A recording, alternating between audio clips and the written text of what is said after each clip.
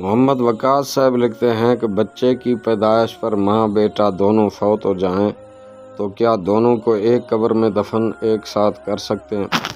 بسم اللہ الرحمن الرحیم۔ الجواب بعون الملک الوہاب، اللہم ہدایت الحق والصواب۔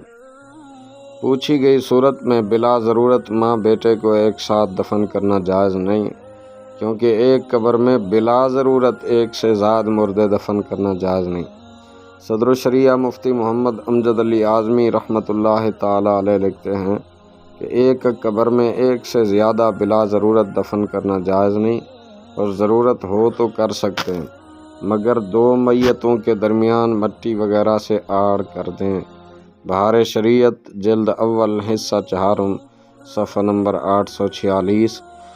واللہ اعلم عز وجل ورسولہ اعلم، صلی اللہ تعالی علیہ وآلہ وسلم۔